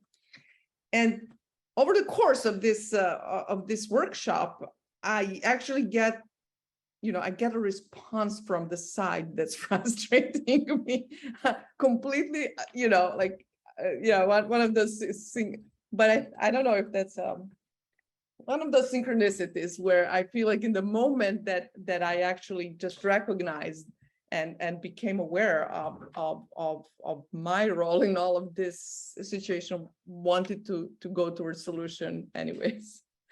I thought that was interesting. But thank you for this workshop. It's very quite, good. It's quite illuminating for sure. Absolutely, yeah. It means so much to me hearing you guys. It's called shadow for a reason, because it lurks in the darkness, and you know, when you put a light to it, then it transforms. Yeah, and you're actually going through very clear statements in another course that I do on shadow, which is the evolution of shadow resolution, going from unaware to symptom aware to trigger aware. Right. We just right. went through that series. I was unaware of it, then I became aware of the symptoms of the projection. Then I noticed the triggers that cause it, and then we can take ownership from there. So it's beautiful that you're just walking right through that. And there's a whole protocol for walking through the evolution of shadow resolution. It's so beautifully demonstrated in your comments just then. But it's funny that it's resolved in the moment. Uh-huh. that's the funny part, like the power of awareness, the power of that light being the light being projected onto the dark corner that's sucking the energy, right? Yeah. And I'm celebrating with you your success. It's so great. That was interesting, very interesting. Yeah, thank you for that. So Kim, I don't know if this would be appropriate, but in the course we took with you, you talked about shadow crashes, and I always found that very fascinating. Yeah. So shadow crash, when we have shadow dynamics at earlier developmental levels, and this comes back to what one of the first commenters made, is I realized that I have shadow at different ages. And so that often happens. Sometimes we have shadows, the split ego states at the same developmental, sometimes we have them at different developmental levels. So they can be egalitarian or hierarchical. And when we do our split ego state work, we have to be aware of that difference, because we don't want a 1.5 child ego state having equal say in exactly how we're going to solve this problem. We need to have some nurturing in that way. But when we have a shadow crash, we're going along with our life, and then a shadow hooks us. There's some trigger, and it might be out of our awareness, often it is, and it drags us down to whatever developmental level that shadow is that just got activated by that trigger that's often out of our awareness. And now we're behaving like, a 7-year-old or like a 3-year-old or like a 1-year-old. That's a shadow crash, and it just co-opts us and co-opts our consciousness for the moment. And then we have to find our way back. And if we don't redo our shadow, if we don't do our shadow work from those symptoms, then those symptoms just keep happening over and over and over again. By doing our shadow work, identifying the developmental level of the shadow crash, or the shadow that's holding that shadow crash, then we can actually heal that so that those patterns don't happen over and over in our life. Thanks, Eloy. So Kim, from the day I knew you, you and I always engaged in humor and joking and banter. When is humor shadow work? And when is it regressing into other developmental stages and just playing at multiple levels? Yeah, that's a really good question. So when we look at the developmental spectrum, what we want to do is be able to have regression if we want to. Like if we have a child, we want to get down on our knees and play with them. That's not a shadow crash. That's just conscious regression to a developmental level to have an experience. And we want to be able to have a very fluid consciousness that can flow up and down the developmental spectrum in delightful ways. That's what we're looking for. Notice the difference between that and a shadow crash, where we go to an earlier developmental level against our conscious will. I mean, it will just get sucked down, and now we're had by it. So those are completely different things. We want that fluid consciousness, and that's one of the things I love with playing with you, Tom, is how we can play up and down the developmental spectrum, up on these complex places that we play with, and then all the way down to just silly, goofy stuff. And that's just delightful. And that's one of the things I love about you, is being able to play across the full range that way. And we can also use humor in shadow work. I use humor regularly in shadow work, where we start looking at shadow, but we can start laughing at how this is a construct that humans go through. This is one of the things that we believe about ourselves. Oh my gosh, I need to be perfect. And it's like, oh yeah, right. Like any of us can be perfect, right? And so we play with these and we laugh at ourselves about the troubles we get into because we hold this perfection. And it's the laughter that actually helps us release that perfectionism, for example. And so being able to lightheartedly start laughing, oh, look, that was just another human consciousness moment that created suffering for me. But it helps us it helps us get some distance from it and dissolve it. So I love the use of humor. And a lot of my individual sessions often have quite a bit of hilarious laughter in them, but not laughter that distracts from the process, but that actually deepens it and dissolves it at the same time. Thanks, Tom. I heard somebody today talk about a subconscious as a clown car.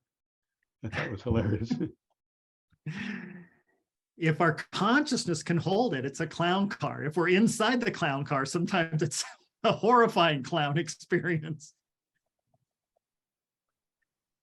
Well, thank you, Kim, so much. I will jump in. Thank you so much for all of the, all of the information you provided today. It just really and truly spoke to exactly what I needed from here. So thank you so much. And, I would like to share that although I received so much in this, I am still walking away a little bit unsure of how to move forward in this challenge. And that challenge is, I am able to identify the split between what you shared as like the heart and the brain, right? The two, and coming up with the positives between the two. So I have been able to arrive there for some time. However, because of my traumas, my natural response in relationships, whether it's friendships, naturally show up in that automatic way of projecting those things that I already arrived at.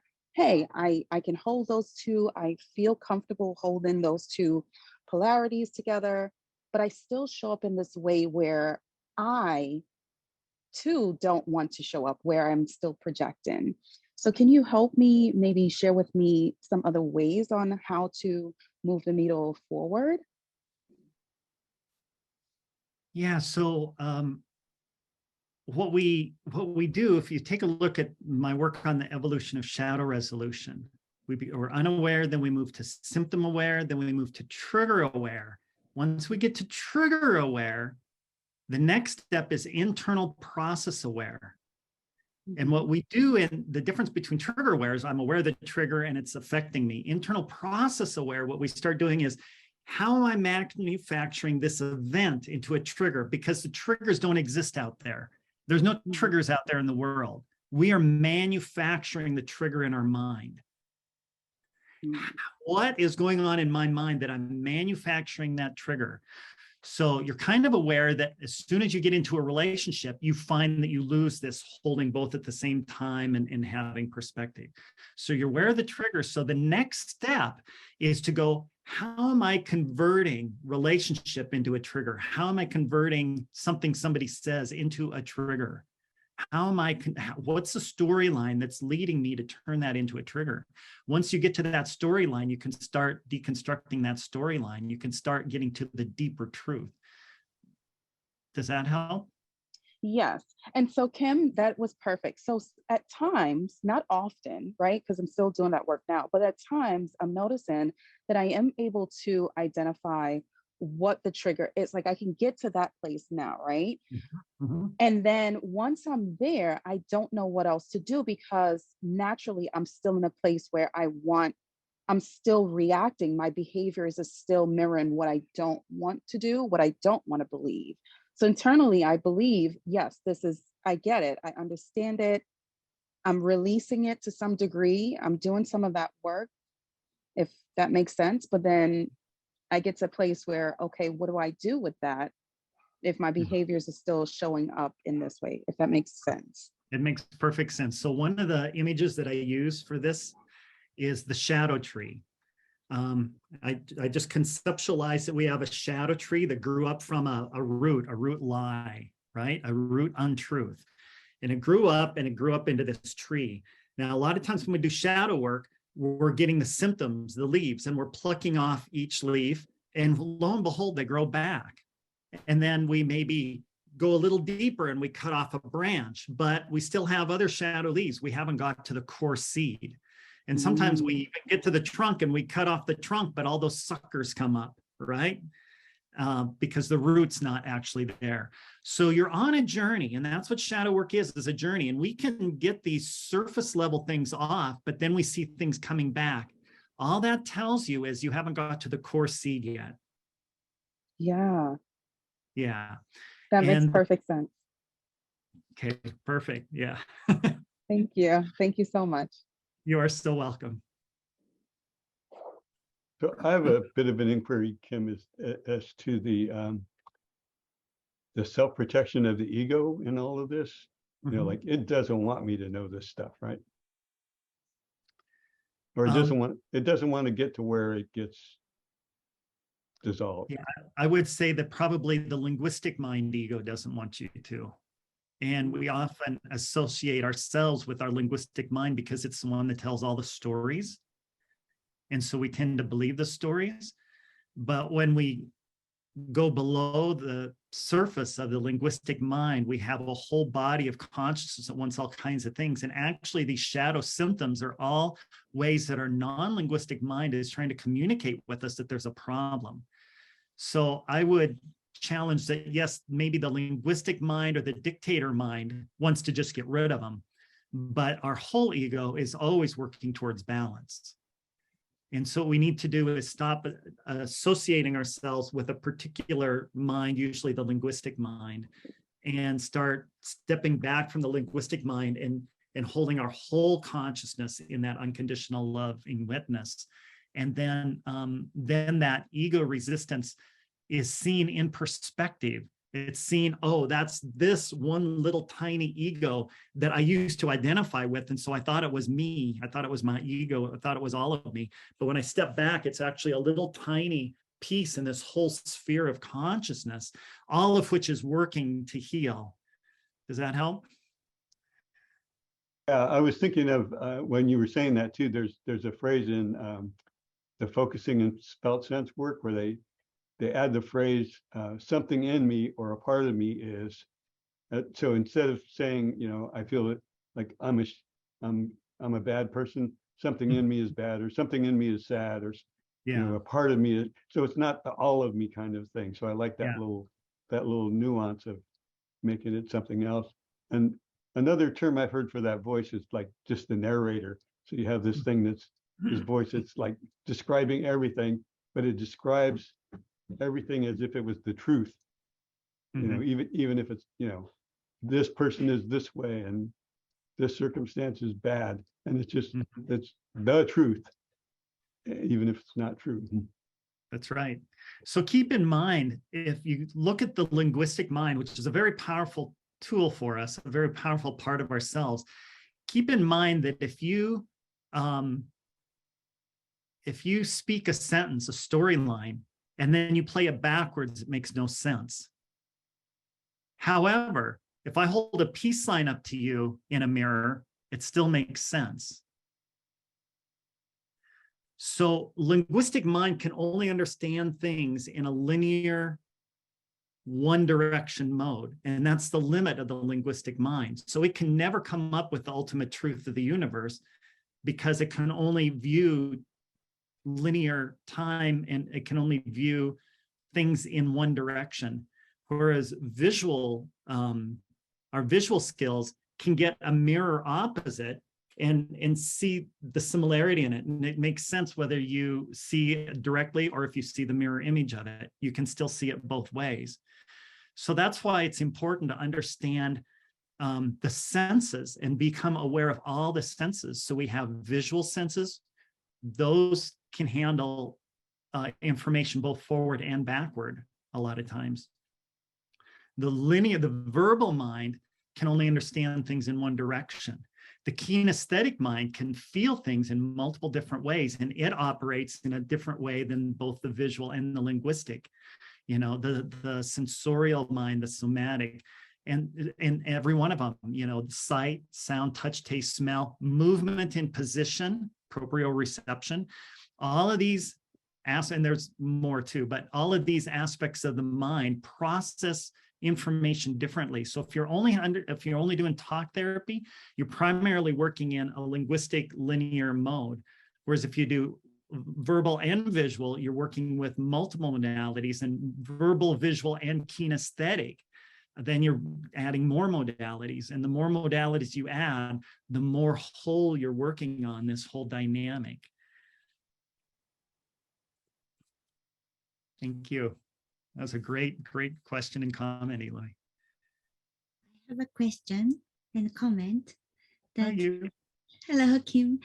As I did breakout rooms, and I realized that I had a big projection onto my friends.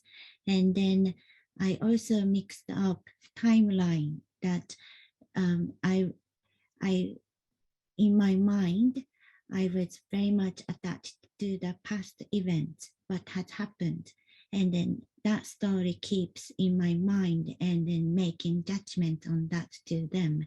And then so in a way, I am not seeing the reality of this current time. So how can I, as you talked about the information about kinesthetic and talk therapy and stuff, and so how we can solve that mixed up timeline issues, please. That's a great question. Obviously, there's many techniques, but the one that I might offer to you first is just reality checks. So anytime you get that, it's like reality check. Is this happening right here, right now? I'm reliving a past experience. Is that danger here and now, or is that experience here and now? And a lot of times it's filled with fear. So then what I do is I go reality check. How much danger is really present right now? And then the inverse of that, how much safety is actually here right now? Can I observe safety around me right now? Because if you look for only fear, then you're going to find it. So I look for that inverse opposite and go, what happens if I look and start searching for safety? What happens to my life when I search for safety? Or if I believe that people are judging me, what happens if I scan the world for acceptance, right? And so we do the reality check, and then we do the inverse opposite, and we start seeing the world more wholly and more present, how it really is. And that's a good kind of two-step process to get started on that. Thank you very much, Kim. Thank you. Yeah. Seems our energy is running low. Got a question? Jump in, Judy. Something's been bubbling. Oh, it was Judy. Something's been bubbling up from, I popped into one of the breakout sessions. I wasn't just sitting on the side, but how much of this do you work, when we keep working closer to a truth, it's not just us, but what about, I mean, I'm not a psychologist, I'm more of a trained engineer / geologist, but I am familiar enough to know like the Jungian, like what's in the collective unconscious, what is, like if we're concerned about, like, I don't know, like how long our lives are going to be or whether we're secure, really has to do with the billion or so people that do have to worry about that, even though I'm okay. It's not just me, it's more of a global psychology. How much is us versus me versus everyone? And how do I figure that out? It's a great question, Kathleen. And so I would take a socio-anthropological view around that and understand that we're raised in cultures and subcultures and that we just absorb all this as part of being a human being. So, you know, we have advertisements, we have the way people interact, we have all these cultures and subcultures that we're interacting with, and we're absorbing that all the time. That can be a way of understanding how we absorb the collective unconscious.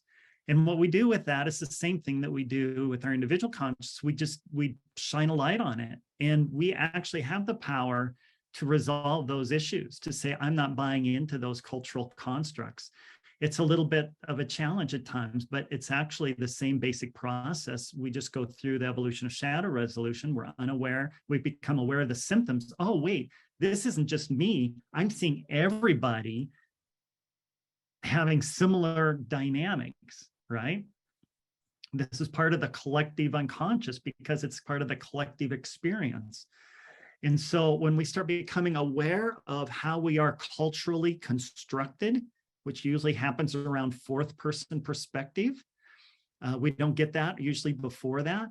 So once we get to 4.0, 4.5, we start seeing how we are culturally constructed. And once we can see that and have a light on that, then we can start stepping outside of it. Now, one of the things I did with my children was I trained them in this when they were young. So for example, back when we had TV with advertisements, we'd watch TV and it had advertisements. And instead of letting them absorb that cultural construct, that collective unconscious shadow, in a sense, what I do is I'd say, look what that advertisement is doing. They're trying to teach you that you're not okay. And the only way to be okay is to buy this makeup or have this toy or whatever. Notice that, how they're trying to tell you you're not okay the way you are. And we would laugh at the advertisement and kind of tease and make fun that of course we're okay. We don't need that to be happy and fulfilled in our life. And then the children would start actually picking that out on their own and laugh and pick out the lies that the advertisements are telling us. And then they would start writing their own advertisements. And they actually got really good because they understood what was going on from the inside out. And then they just laugh and giggle about these advertisements that they'd make up and make in song and all kinds of stuff. So this is a way that we can protect our children from absorbing the collective unconscious in unhealthy ways, is to bring that to light and raise our children in a way where they can observe it as they grow up and not just absorb it. Eric? Yeah, I appreciate, Kathleen, that you just brought that up. It's sort of a direction that I'm feeling drawn right now. So thank you, Kim, for such a wonderful presentation. I really respect this work. And yeah, just so excited with this. And I'm trying to bridge and integrate a couple of streams. So I've been doing some stuff with Thomas Hubel over the last while when they had the Collective Trauma Summit and a workshop earlier today. And in his way of looking at things, it's kind of this cultural dimension, but also a deep time dimension of culture where he's looking at the level of the individual as well as the ancestral as well as the collective. And I'm curious how that works because I'm getting a sense of a lot of the strong grounding in the individual self, but I'm wondering what's the 3D, kind of like, you know, if I analogize to the Wilbur-Combe matrix, it's like what's a Barta-Hubel or Hubel-Barta matrix of looking at these dimensions of, you know, this individual work along with ancestral and collective. How do we start, you know, wrapping ourselves around that kind of stuff? Or perhaps I'm not perceiving your model, you know, sufficiently yet to even ask that question, but I'm just curious to play with it because I've been immersed in that other stream a lot, and I can see ways where, I could see where there's a benefit. I know he talks a lot about integration work, but making these distinctions between things that we need to integrate, things that we need to own, things we need to release and so forth. It's like, wow, that's powerful. I don't know how much that's informing that work. And, you know, vice versa. I don't know where the, you know, collective dimension is coming into what you're doing. So anything that you'd like to play around with on that would be curious to me. I love that question, Eric. Thank you so much. Yeah, as we move, especially into 4.5, we start looking at the whole system and how the system's operating. We see nodes of systems. And so I do a lot of work with systems work. And for example, even breaking it down into systems within systems. So you have a family system. You have, okay, let's start from the beginning. We have our internal system, which we just talked about, the split ego states, the introjects and projections. Then we have like maybe a couple system or a family system. And then we have like a subculture system that's embedded in. And that subculture is within a larger system, like maybe a state culture and then a national culture and a global culture. And all of these systems are interacting with each other, right? Now when we're looking at that, we add in deep time, which is how did this evolve to this place in the first place? And what's the point right here?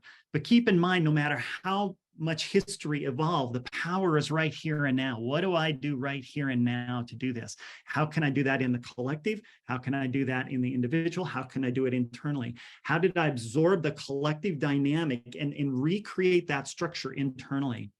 And keep in mind that the internal and the external are mirrors of each other. So how we perceive the external world is mirrored in our internal world, and how we experience the internal world is mirrored in the external world that we perceive.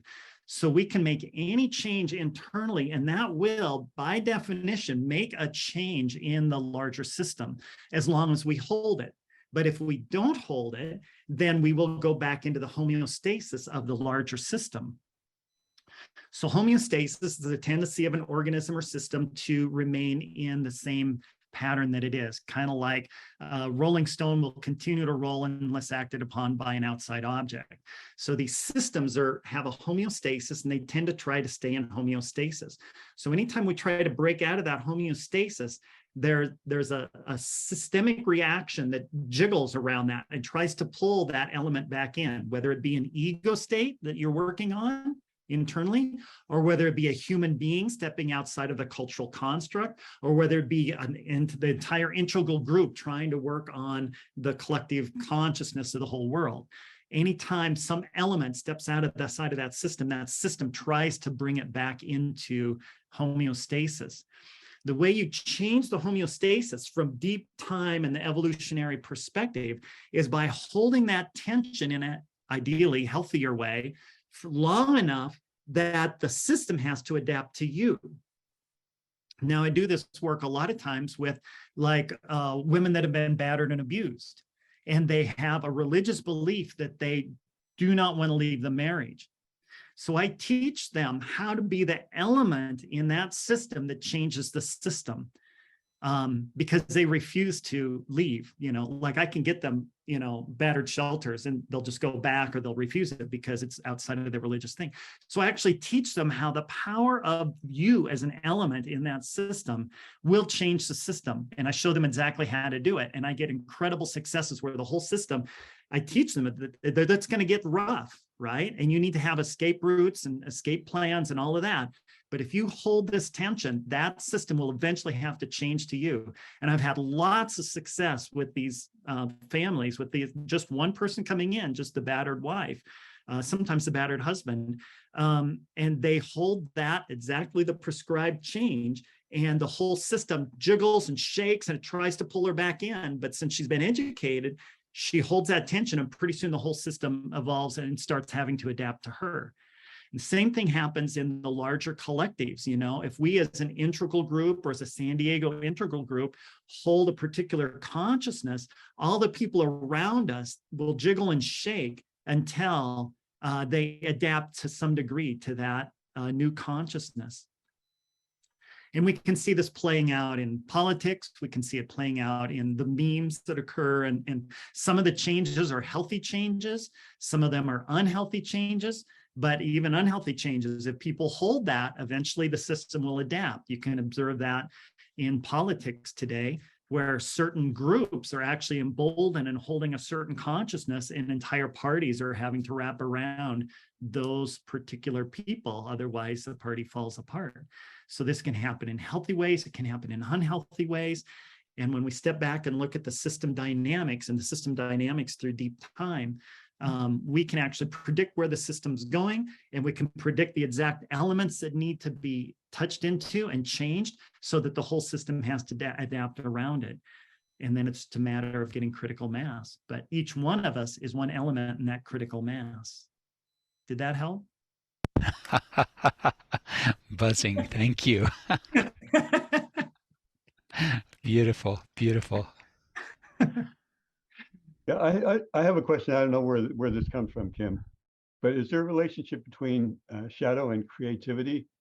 Like we see like troubled artists doing amazing work, and then we see people that are, more whole doing amazing different kinds of work.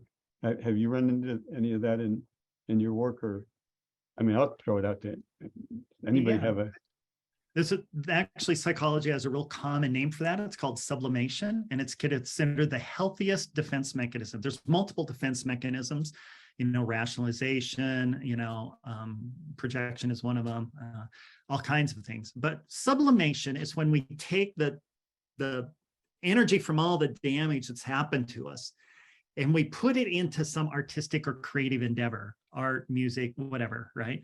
And so all that energy is driven by all this force, and it's not healed, but at least it's directed into something that has benefit for this person and for society.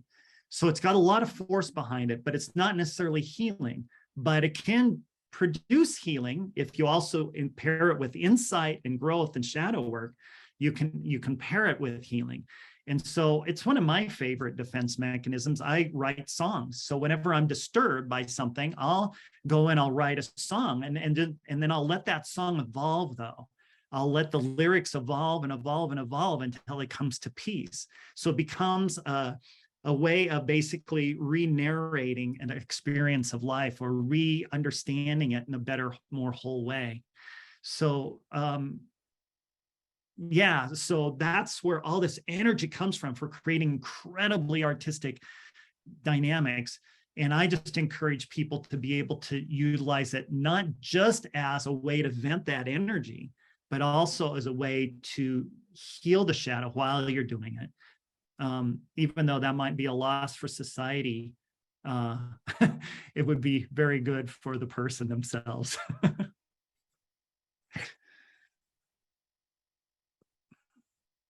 Did that answer your question or help you? Yeah, no, understand? that was an interesting response. Yeah, that was helpful. Yeah. Okay. Yeah, because what comes to mind immediately is like singing the blues or something like that. Yeah. And so singing the blues is a great one, but keep in mind, a lot of the blues that is sung, you're left in desolation. You're not left with solution. Right. And so it kind of reinforces itself. So you keep spinning around and around. I love the blues, and I love singing the blues, and I love writing blues music. But what I'll do for my final rendition is it'll have a twist at the end that's healing. And so that's how I use it for myself. So yeah, I can go into the trauma drama of the blues and just really enjoy it, and just drop sync. And one of the beautiful things about that is really getting in touch with the emotional aspect of the blues, right? Really getting into it from that. And that's a beautiful way to help open us up. But we also want to not just open up, we want to do the next step, and that is to heal as well.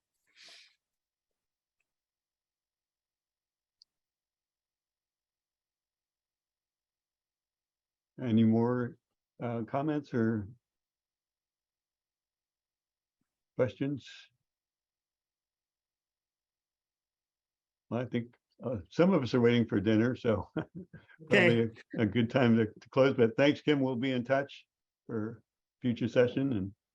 And that was great. That was so powerful, so helpful. Thank you. Thank you. It was an honor being here with you. I'm just delighted to have the opportunity to be with you.